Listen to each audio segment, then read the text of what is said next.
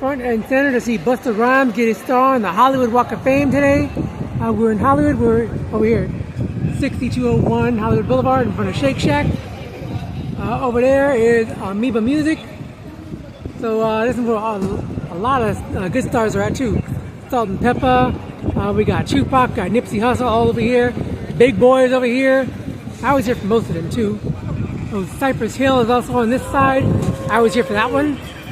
So Funko Pop. That's you can turn yourself into a Funko Pop. So we're here in Hollywood. We're waiting on this thing to get started. I'm waiting on the crowd to build up too. There'll be a lot of people here for Busta Rhymes. LL Cool J is going to be here supporting him along with Chris Rock. So it's going to be a good day. I was also interviewed by local media, NBC4 Los Angeles. So I'll let you know. Your name in that galaxy of stars that are here. And today is no different. We have an amazing installation today.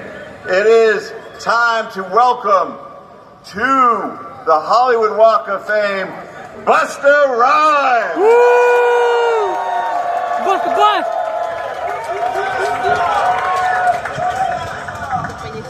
To do the honors of this ceremony, I'd like to welcome up here an artist in his own right, a man who is a radio personality for iHeartMedia, and a Walk of Famer in his own right. Please welcome up to the microphone, Big Boy! Woo! Big Boy!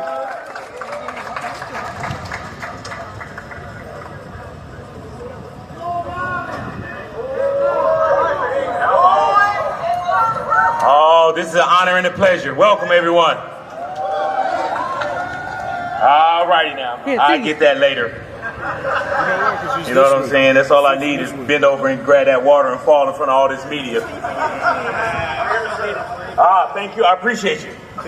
Good morning, everyone. It is my pleasure to welcome you to the Hollywood Chamber of Commerce's Walk of Fame ceremony.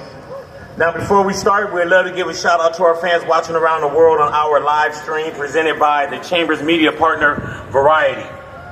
The Hollywood Walk of Fame recognizes achievements in categories of motion pictures, radio, live theater, sports entertainment, recording, and television. And today, in the category of recording, we're proud to honor Busta Rhymes with star number 2,818 on the Hollywood Walk of Fame. Now, before we invite Busta to the stage, let me tell you a little bit about our brother and our honoree. Trailblazer Busta Rhymes has sold more than 20 million albums worldwide, earned 12 Grammy nominations, and landed 7 top 10 debuts on Billboard 200. His catalog boasts over 60 million records certified gold and platinum, a testament to his lasting global impact. Time and time again, he's proven that he's not just an artist, he's a force of nature. And we will go. From humble beginnings in Brooklyn and Long Island, Busta launched his career as a founding member of the influential culture-shifting collective Leaders of the New School, LONS. He burst onto the national scene with a distinctive vocal style, kinetic stage presence, and visually groundbreaking videos that helped redefine the genre. Busta's solo rise began with his game-changing 1996 debut, The Coming, but it was his sophomore album, When Disaster Strikes. That was the turning point of his career. From there, Busta delivered hit after hit. Classics like Put Your Hands Where My Eyes Can See, Break Your Neck, and Touch It, and that's just to name a few.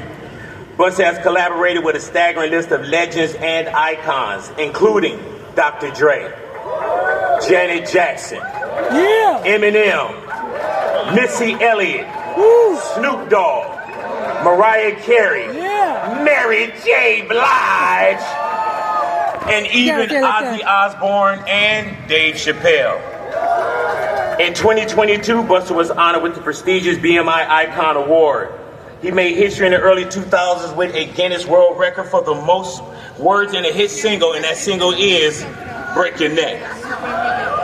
Beyond music, Busta has made memorable appearances in film and television with standout roles in Higher Learning, Finding Forrester, Narc, and Shaft. as well as voice work and animated favorites as well. His music continues to impact the big screen. He's featured on Taking Everything, the explosive opening track for the film Bad Boys 2. Tonight he returns to theaters in Paramount's highly anticipated reboot of The Naked Gun. Busta continues to innovate. His 2023 full-length album, Blockbuster, executive produced by Pharrell Williams, Timbaland, Swizz Beatz, and Busta himself, was both critical and a commercial success. At this time, Busta Rhymes is preparing for the release of his next full-length album, Vengeance, executive produced by the man himself. The much-anticipated music project promises to continue his legacy of sonic evolution and lyrical domination. Busta Rhymes, my man Bust, recently received the BET Lifetime Achievement Award. That was in 2023, and the Global Icon Award. Now, before we hear from Busta Rhymes, ladies and gentlemen, we have some of his friends that would like to say a few words. Who we bringing up first? Coming to the stage right about now, this is one of my favorite MCs as well. Jesus Christ. And you know what's crazy? I have like a surreal moment just with the people that's sitting here. Like when it comes to this hip hop, I'm a fan first. And it's not a bad way, but I'm fanning out right now. Our speaker coming to the stage right now, ladies and gentlemen, is a rapper, actor, author, and entrepreneur. He's one of the first solo rappers to get a regular airplay on MTV and appear on American Bandstand. He is a two-time Grammy Award winner, a Kennedy Center honoree. You also seen him starring in the NBC drama NCIS Los Angeles. Please welcome to the stage, Walk of Famer, LL Cool J. Woo! Woo! Pleasure. LL Cool J is hard as hell. Beautiful day. So, I actually jotted down a couple of things that I wanted to say to Busta before. First, I want to say these things, then I want to kind of say a few things from the heart. But when I think about Busta Rhymes, awe-inspiring power, commitment to his craft, God is great. Commitment to excellence as an artist and performer. Busta was born to do something universal. He's a savior for his family and his friends. And I'll tell you the truth, from his arm to his leg, to his leg, to his other arm, to his head, his spirit is godly. I stand here, peace. I stand here proudly to declare that my brother Busta Rhymes is one of the true greats in hip-hop culture, a truly unique talent, a good father. I said a good father, a good man, a survivor, a thriver. He makes great music. The brother's career is magic. And I watched him come in the game as a young artist and grow to become an OG who never ever allowed himself to be disconnected from the youth. He's a lyricist. He's a leader of the new school who's become one of the leaders of all schools. That's pretty powerful. Forever relevant, his name resonates and reverberates throughout the world. And I'm glad that my younger brother has become a big brother to millions. And I'd like to personally congratulate and welcome Busta Rhymes to the Hollywood Walk of Fame. You're a star, baby. And I just want to remind you that this is not something that we take lightly. We are kids from a place that was marginalized, kids that came from a place where they took music out of the school and you were basically written off before you started. You didn't start on first base, you didn't start on home plate, you actually started like not even in the stadium. And you had to figure out a way to get on the field and in the game. And Busta Rhymes has done that. That's not something we take lightly. So when you see us here and we accepting these awards, and when you see Busta Rhymes accept this award, understand that it not only represents Busta Rhymes, but it represents a whole bunch of people who were never, ever able to see their dreams come true. He's a voice for millions who've been denied access and been denied opportunity. And this is a beautiful thing. And I want to thank the Hollywood Chamber of Commerce for opening up their arms for kids like us and allowing us to do the things that we do today. So congratulations, Busta Rhymes. Shout out to Paramount, shout out to CBS. Much love. I love y'all. I love y'all. Congratulations, Busta. Yeah! Once again, give it up for Ladies Love, LL Cool J. Hello. Hello. Coming to the stage right about now, ladies and gentlemen. This is one of my favorite MCs. Lyrical dominance as well, man. This dude is a veteran and relevant at the same damn time. And at a point when hip-hop had gotten a little light-skinned, he brought that brown skin to the game. You know what I'm saying? He made me proud to be brown skin. He said, here's a perfect description of me. 6'1", dark and lovely. If the saying black is beautiful is true, not phony, he's browner than Bobby, so won't you be his tenderoni? Coming to the stage right about now, ladies and gentlemen, give it up for Big Daddy Kane!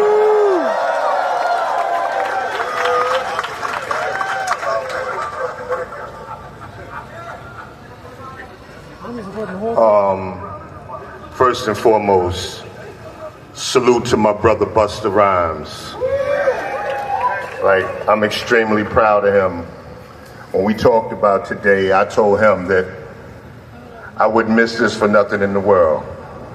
Because this means as much as it does to him, to me. I promise you that. But normally I would talk about how great Busta is as an MC and his flow and all of that. But he's getting a star on the Walk of Fame. So I want to talk about his star power. This brother is one of the hardest working men I've ever seen in show business. And, you know, that's not something that occurred in the latter years. That's the way this brother been from day one, since I first met him. Always coming around, always on point, always observant, always taking notes, always doing the knowledge. And that's what makes him the great artist that he is today. And nothing has changed throughout these years. He's still that dude. But also, along with his hard work that he puts in for the legacy of Busta Rhymes, he takes the time to try to help and assist others with their careers and get their careers started. And the love he's shown for this brother right here, Spliff, man, come on, forget about it. And I appreciate the love you've always shown for me. I'm gonna tell you a quick story before I get up out of here. Just last night, Busta called me around 10 p.m. to tell me that he's about to lay the hook for this song that we're doing together and explaining how it's gonna be. And I'm like, Bus, that song gonna come out in a couple of months. You're getting your star in the morning. Take your ass to bed, man. We'll deal with this later. But that's the type of brother he is. That even though he has an amazing event coming up, he still wanted to help me and be there for me. Winston Churchill, he once said, you make a living off of what you get, but you make a life off of what you give. This is a prime example of that saying. And with that being said, this son of a bitch called me back 2 o'clock in the morning to tell me that he laid the verse. Go check my email and listen to it. That's the Busta Rhymes I know. That's the Busta Rhymes you all need to know. Salute you, brother. I love you.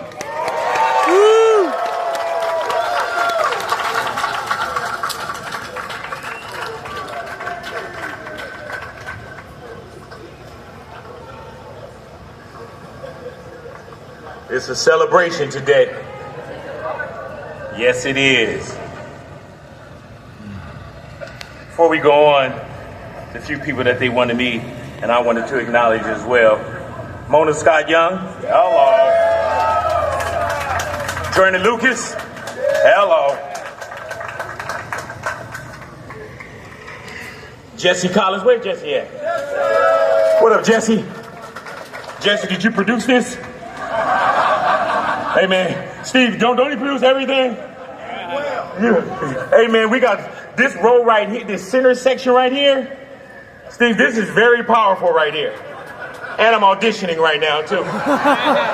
Hear me now. Believe me later. Spliff Star. What's up with you, my brother? Oh, hell, OT Genesis, hello. Can't be a part of OT not here. Sylvia, wrong way you at, Sylvia. Like I told you, this section right here. This section right here. Come on now. And also, man, we had mentioned how, Scratchatory, what up, my brother? Come on now. We had mentioned how Bust is such a family man as well, man, and we got to acknowledge Busta Rhymes' kids as well, man. Believe that our first important and most important job is being fathers, man. So that's the thing, that when we get up and do what we do, this is the real gig right here, and these are the things that matter. Trust that. Now we're going to do this. We're going to welcome back to the stage Hollywood Chamber of Commerce Chair of the Board, Jerry Newman, who will make a very special presentation. Jerry, if you will. I do. Thank you, big boy. So, actually, before I get started, I do want to say it is an amazing group that we have here today, and this section is really beautiful. I got to tell you about that. But we talked about family and community. I was standing around listening before the event, and there were folks here who had rode a bus together when they were kids.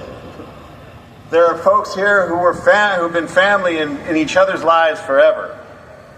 And when I sat and spoke to Busta's son, I have never seen a prouder son of his father. And it was so beautiful to see. And I just want to give him credit for that. Give you credit, Busta, for raising a son like that and for sharing that beauty with us. So this street is an iconic street, but it's also part of a real city, the city of Los Angeles. And we sit in the 13th Council District. And we, as the Hollywood Chamber, administer this street for them and have done so for over 60 years. But it's a city who cares about it and cares about the people who are placed here. And our council member for this district has given us an honor to present to you, Busta. So I'd like to invite you up to the stage. Busta Bust!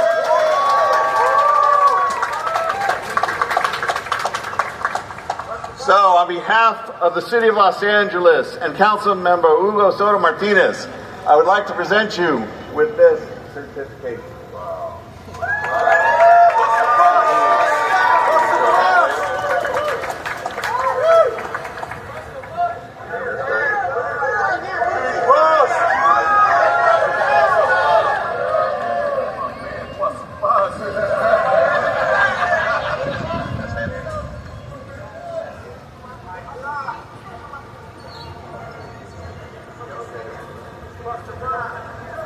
We have one more introduction mix. I'm inviting Big Boy back up to the stage. Extremely legendary today. Big boy! Coming to the stage, ladies and gentlemen, frontman of the hip-hop rap group, Public Enemy. Please welcome to the stage right about now, ladies and gentlemen, Chuck D. Come on.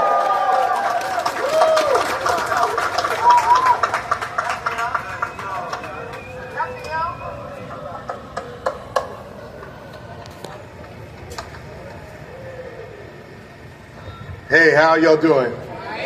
Real quick, I'm not on hip hop time, I just drove down, but I'm 65 today, so I guess I'm on senior citizen time. Happy birthday, Chuck! Yes. Give thanks. This guy right here, let me tell you, real simple. You don't give anybody anything. You present something, and if they could take it and run it into the end zone, Busta Rhymes. He might have gave the story. He's given the story a million times. I gave him his name. I didn't do that. I presented a situation that would be better, and he said, I don't know about that. But as we see today, That's what the star is going to say.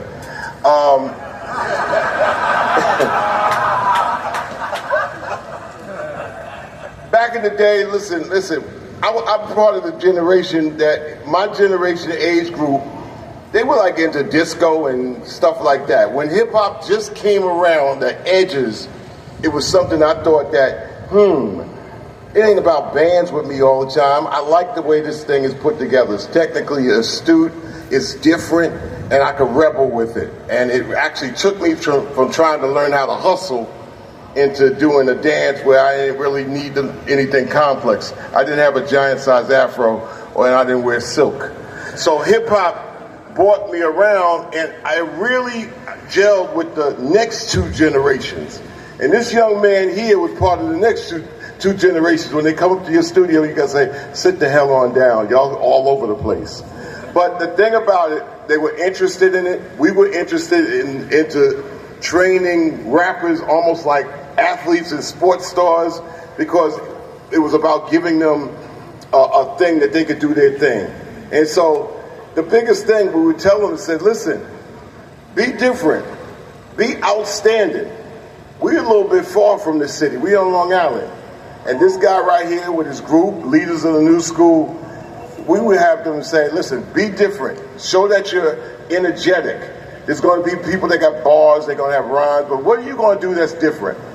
And in closing, the thing is, they would go around a track and learn and spit their verses running backwards. And they would come and I said, well, y'all got to impress us more.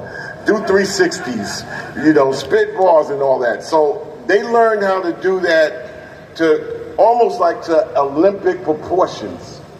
And the biggest thing is, it's like not just being different, and also with these hip hop gods right here. It's not just being different, because everybody can be different and distinct. Be difficult. Be something that somebody looks at you and says, shit, I can't do that. And Busta Rhymes is the epitome rapper MC where you could try all you want to imitate him. You ain't duplicating this dude. Because the super MC that was trained from like these two brothers sitting down, Big Daddy Kane and LL Cool J, they got to give you sight, story, sound, and style. You can't duplicate those four dimensions. And Busta Rhymes epitomizes that, along with his group, along with his fellas, along with that period when we say, you might look at hip hop and rap and say, yeah, this is this thing. But at its best, you can't duplicate it. You got to really work hard and be difficult. Not head-wise, but difficult in the ability to do it. And this guy right here, he learned at an early age that he's going to be outstanding, and that's why we're here today. Thank y'all.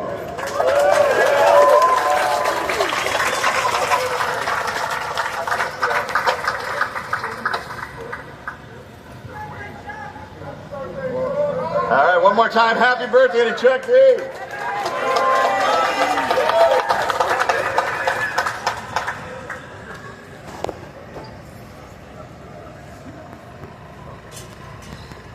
So, 2,817 people have come before us, and yet today, the most important person in this place, to the people that are watching and all of you in the audience, is our 2,818th star.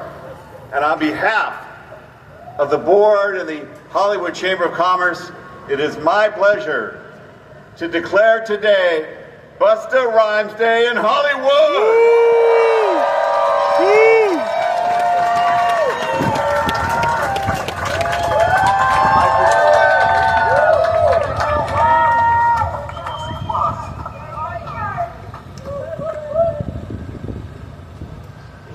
So, I've been fighting some tears.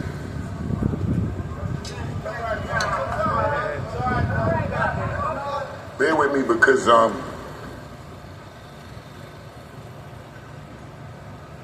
really worked so hard, and I never asked for a shortcut. I never asked for a cheat code. Turn it down, low. Turn down the mics. And I think the gain is up too high. I never was raised by people or artists or a support I system can hear the wind. that made it seem okay to try to go around honestly earning your right to passage. And I want to thank those people right now.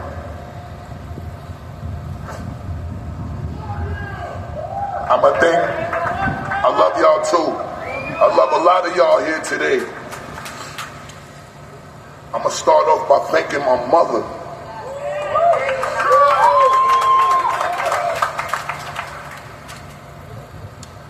My mom's is my greatest superhero. My father too. But the reason why I'm leaning so much on my mom's is because my mother and my father had two different approaches in how they wanted to do whatever they could to secure the win for me. My father was a licensed electrical contractor. I got two beautiful Jamaican parents. And my father, his love was tough, but I understood to love it and appreciate it as I got older. He wasn't a fan of what my interests were because he didn't really see of stability in it. So at that time, I wasn't really a fan of the way my father's approach was with me. But what he wanted to do was make sure that it wasn't no gambling with his son life. So anything that wasn't stability to him wasn't an option for him to consider. So he used to tell me, fuck that rap shit. You're gonna come to work and you're gonna learn this trade and you're gonna learn how to be an electrician like your father. And he used to have me in these basements and these abandoned buildings that he would get these contracts for to wire up the building and run electricity through these buildings. But we started in the basement. And then during the summertime when these kids was riding their bike and Papa Willie and us playing two-hand touch football, I was in these basements with these big ass roaches and rats running around. But I was learning how to put a light in the ceiling. And I was learning how to run BX cables through the wall and through sheetrock and learning all of this at 12 and 13 years old and getting callous hands at such a young age. But all of that actually inspired me to want to rhyme and want to be in hip hop so much more because I hated not being allowed to be a child and being forced to do this thing that I wasn't even interested in doing. Long story short, by the time I was 12, I caught 2 criminal charges for doing things in the street like hustling and trying to find money. Because I wanted to look cool when I went to school. And I didn't need nothing. I was one of them kids that was very well taken care of. My moms and pops had me in the crib with 19-inch color TVs. I had ColecoVision, Atari. I was fresh. I ain't need nothing. I just liked having, and you know, we always want more what we can't have. So my mother wasn't buying no sneakers for me over $40. Pumas and Adidas and Clarks and Bally's, they cost way more than that. So I went and hustled so I could go to school and look cool and be fly for the chicks, be cool and embraced by the homies. So what I used to do in the process was I was studying to become everything hip hop. They had a radio station at the time called WHBI. And this was an underground radio station at the time, and I used to be babysitted by this Panamanian lady named Aunt Mitzi. My mom used to work nights. Her and my father had recently divorced. She had a son named Alfonso. He was a graffiti artist. And I used to watch him prepare his graffiti bag before he used to go and do these beautiful murals on subway cars. He would leave like 1, 2 in the morning. My bedtime curfew was 9 at night, of course, but we wasn't listening to that. So when the underground station started to kick in, they had Supreme Team come on, they had Awesome 2 coming on, They had Africa Islam from the Zulu Nation DJing each to play these battles between the Cold Crush brothers, Force MCs, Busy B, Kumo D, the grand architects of this hip hop thing. I used to make these pause tapes. And then I would lie and go to school and sell them for $5. And I would tell every kid that was in school that wanted to buy these tapes I was at the battles. I went there with my older cousin Sean Dool, and the guard used to have me chill by the speaker because I was too young to be in there. So I had a little tape recorder and I would sneak record the battles, but I was there, lying my ass off. But these tapes helped me build up enough money selling them for $5 a copy to get the sneakers that I wanted. When I caught those 2 criminal charges, I moved to Long Island and I met Charlie Brown from Leaders of the New School. And at this point, Charlie Brown was the star in the school as an MC. Kid from Queens moved to Long Island. And word started spreading that I was the new kid from Brooklyn. So the buzz was in the school that this Brooklyn kid is in the school. And I wasn't even rhyming yet. But Brown had this huge audience outside in the schoolyard as he was spitting. And I went over there as the cool Brooklyn kid, just wanting to be a part of the moment in hip hop that was happening, that was attracting this audience. And I just started beatboxing for Brown. Brown started dissing me while I was beatboxing for him. And I couldn't understand it. I'm like, bro, I'm providing you this music, what you dissing me for? He just didn't like the fact that this Brooklyn kid was getting this attention. So he just felt like dissing the kid that was getting attention. I immediately went home that night and I listened to LL album. And I took a flow pattern from LL album off the Bad album and I just wrote my own rhyme, took his whole flow, put my own words to it. And the next day I went to school and I did the beatbox again for Brown. And he started dissing me again. I said, all right, bitch. I'ma fuck you up today. And I busted shit that day. What you can't beat, you join what you can't beat. That was the birth of the Destiny MCs. We had a third MC by the name of Mystery that was down with us, but he was in the street, he didn't have the patience, so Brown ended up finding Dinko. We went over to Dinko crib and heard him spit. We became the Destiny 3 MCs. Long story short, we went to a talent show, and we was in this talent show.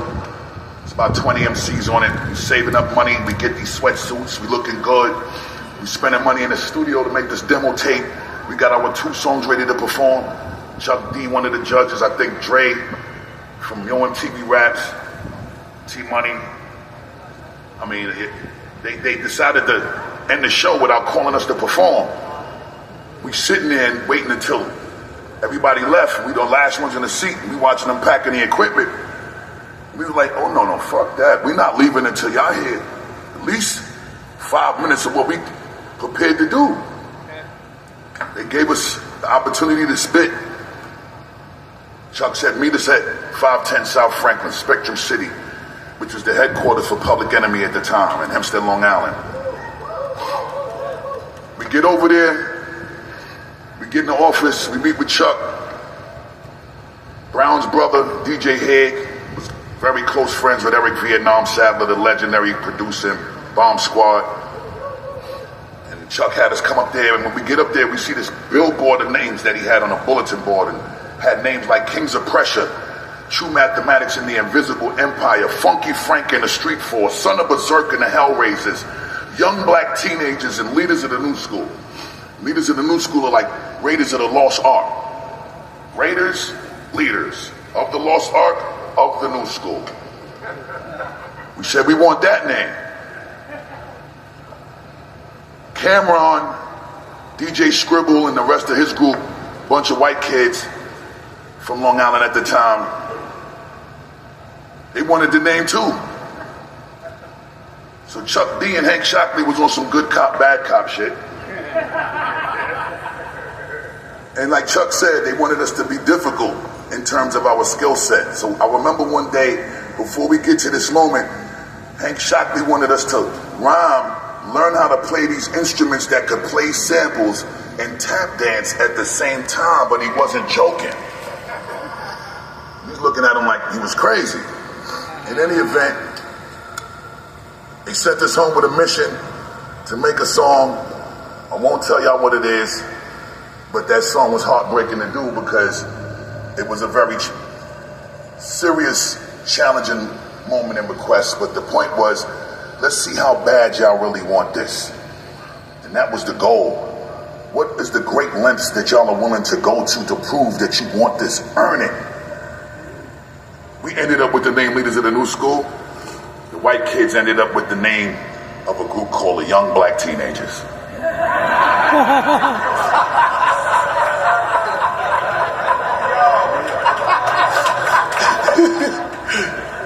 I swear to God, on everything I stand for, love, and believe in, 4 white kids from the suburbs in Long Island had to run around and call themselves the Young Black Teenagers. Chuck and Hank was scientists with this shit. But again, it was about how bad do you want it. I want to thank you, Chuck, for giving me my first shot, being one of the first to believe in me.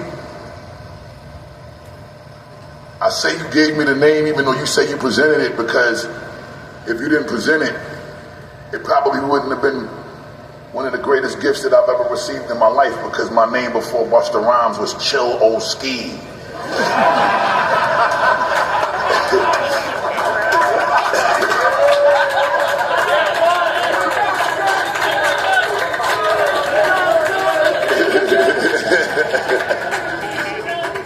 No, but see, you gotta understand, and I know that this is a limited amount of time thing, but see, y'all took 35 years to let me get this, so y'all know not cutting me off. But see, Chillo Ski represented what all of my favorite MCs' names were. They had 3-part names: LL Cool J, Big Daddy Kane, Prince Marky D, Cool Rock Ski, Grandmaster Caz. These was my favorite MCs. So I wanted a 3-part name too. So Chillo Ski was mine. And I felt like that was the first step in becoming one of the next greatest to do it. But Chuck gave me and presented to me Busta Rhymes, and I didn't like it because I was to be forced to go to Busta Brown shoe stores to buy the ugliest ass shoes with my father. So anything that was attached to the word Busta, I wasn't with it. But Chuck said, give it a try, and if you don't like it, you go back to Chillo Ski. I ran around, Chuck gave us these opportunities to be on the road with Public Enemy opening up for him. About a year or two later, I couldn't see myself being called anything else. At the end of the day, Kane used to let me come to his crib and watch what it was like to be in a $1 million home in Jamaica Estates in Queens, sit around, watch beautiful young queens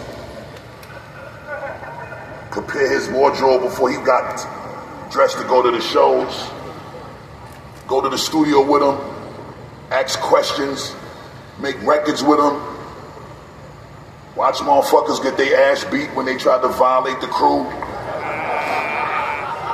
watch him out rap everybody. I saw all of this, and he let me see it, and he welcomed me. He wasn't like, you too young to hang out, go home, shorty. He didn't treat me like that, you know what I'm saying? I remember driving to the Black Expo one time at Jacob Javits Center, and I was by myself. Before I had security budget. And I'm on my way to the Black Expo, and I get a call from Q-Tip, and he go, yo, I'm in the studio with Kane. Kane wants you to get on this record called Come On Down. I said, fuck the Black Expo. I bust a U-turn, I went to the stool.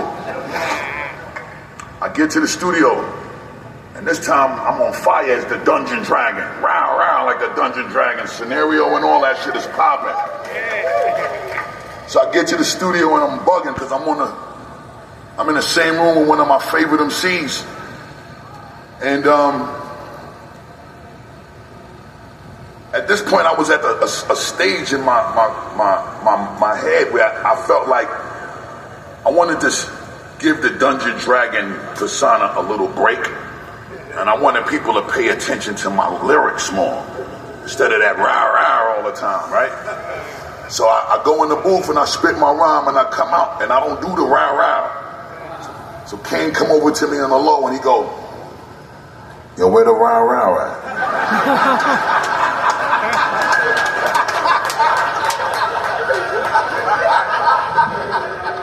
I said, yo, what's Kane? You ain't like the verse? He's like, nah, that's dope, but I need the rah-rah. So if you listen to that song, if you listen to the verse, when y'all find time after today, y'all will notice after the whole 16 bars, at the end of the song, I go rah-rah. Direct from the lungs of the dragon. I left the studio a little frustrated because I was like, my rhyme wasn't good enough without the rah-rah that came. But the moment was so incredible because when it came out and I would perform the song, motherfuckers would go crazy to hear me do that verse. And at the time, I was the go-to guy because my verses, and at that time, when your verse was last on a collab, you was the finisher. Rest in peace to Mr. C. LL Cool J, I gotta thank you for being my first MC that I wanted to look like, I wanted to rhyme like. When I saw the Bad video, and when I saw that, I said, I'm performing like that.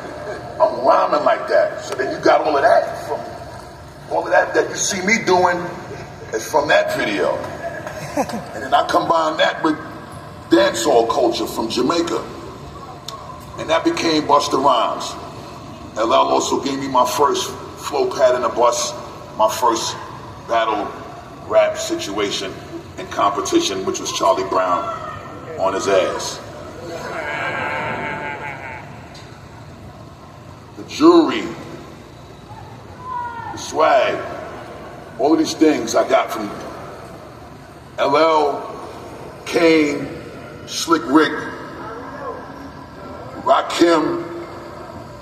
These is my teachers.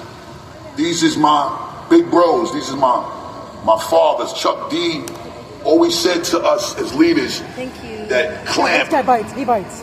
is when you got a lock on your career. And pushes too. Clamp is the acronym for concept, lyrics, attitude, music, and performance. You got all of that. You got the game on lock, and you got a clamp on your career and on your future.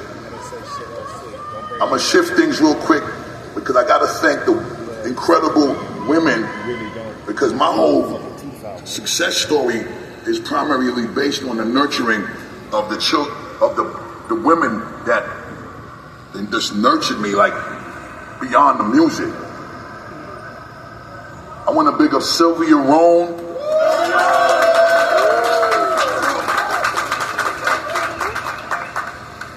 I've been on 7 record labels. Everywhere Sylvia Rhone went, she made sure I had a home. Sylvia Rhone came into my life in 1995. There was a CEO over there when Dante Ross, big up to Dante Ross, because Dante Ross signed Leaders of the New School in 1989. There was a CEO over there by the name of Bob Krasnoff. I think I probably met him once or twice. Never seen him again. But big up to him too. But I never met this kind of experience from a CEO the way that I did in my life until I met Sylvia Rhone. Sylvia Rhone was not just the CEO and not just the greatest black woman CEO of all time since the inception of hip-hop music and entertainment, period. But she was a mother to my life in music. She was a mother to my mental and emotional roller coasters that I was going through at the time. I had one child when I met Sylvia Rhone. I got 6 now. I'm gonna tell you something. There was a time when I was going through a major child support situation with one of the mothers. And I was going into the Extinction Level Event album. And I'm the poster boy of Elektra. I'm putting all the numbers on the scoring board. I'm platinum and everything. Sylvia was making sure that my video budgets was shitting on everybody's in existence. She made sure my album budgets was shitting on everybody's in existence. But one of the mothers was trying to really go hard with the child support modification. Sylvia Rhone and my attorney and Mona Scott Young, Chris Lighty, created this amazing plan to make sure that they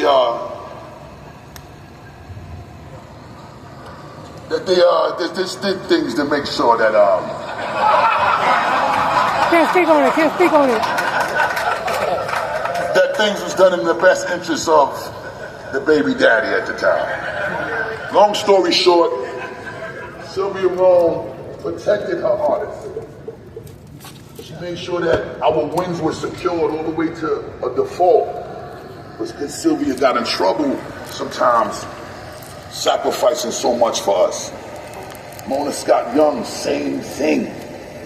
When I was going through these dramas, she was on the phone, helping me navigate every day. I want to big up Chris Lighty, rest in peace to Chris Lighty. I want to big up hip hop overall. I want to big up my immediate team, my immediate circle. Big up to my brother Blitz, couldn't be here, he's celebrating his wedding anniversary. I want to big up Corey Litwin. I want to big up Rage Media. I want to big up Mona Scott Young again, Mona Me Entertainment. I want to big up Joey Harris. I want to big up Spliff Star and DJ Scratcher Talk.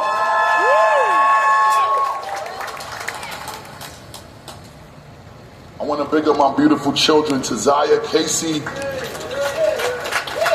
Takai, Trillian, Sicario, Mariah. I love y'all so much. The number 9 is a beautiful number. It represents completion. 2025, 2 plus 0 plus 2 plus 5 equals 9. 3 times 3 equals 9. Today I got 3 incredible moments to celebrate. This beautiful Hollywood star, the releasing of the Naked Gun movie, and the release of the Bad Guys 2 movie that I did the theme song for. And all 3 of these is happening today. And today is August 1st, the 8th month, first day. That equals 9 too. It takes 9 months to be born and brought into existence. It takes 9 planets to complete the solar system. And it takes a man and a woman and a child to complete a beautiful family. 120 degrees man, 120 degrees woman, 120 degrees child is completion. Because that's 360 degrees. And 3 plus 6 plus 0 equals 9. So I'm saying all this to say that I feel born again today. I feel complete today. As we completed this chapter, we're starting and giving birth to a new one. Because I'm no longer Daniel San in this shit. I'm Mr. Miyagi now.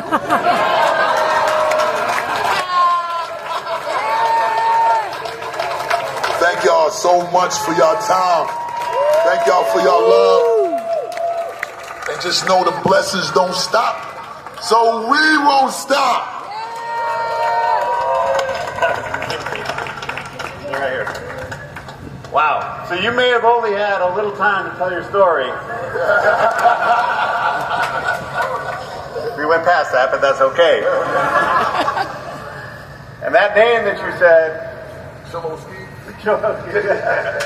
No, your name, Busta Rhymes. It's taken you a little time to talk about it, but it's going to live forever right here. Are y'all ready for that forever moment? Yeah! All right, we're going to welcome the star to the Walk of Fame, so come around. Before I do that, how great of a job did Big Boy do? Yeah! Amazing. Thank you.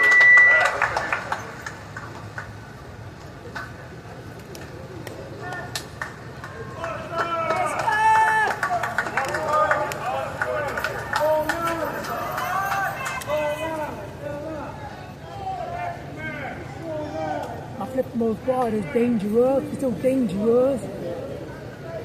My holding tag crew is dangerous. It's so dangerous.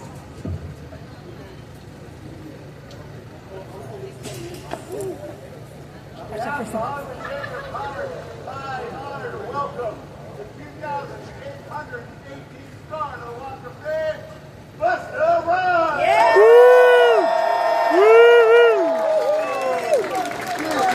Who's that, ED? Del Boy from Boys in the Hood?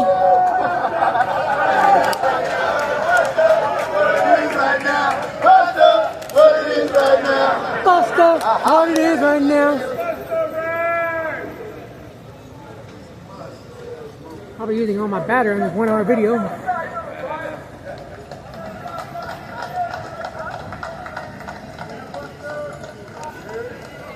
Oh, cool. Show me the star, though. Show me that star.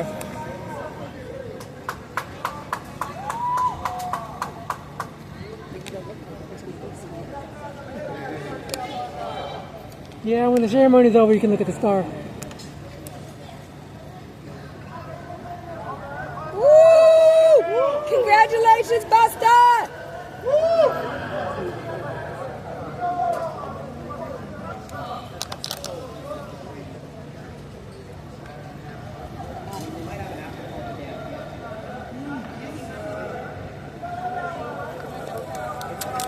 Ceremony's over. You can't see Busta getting his star, so that's a wrap.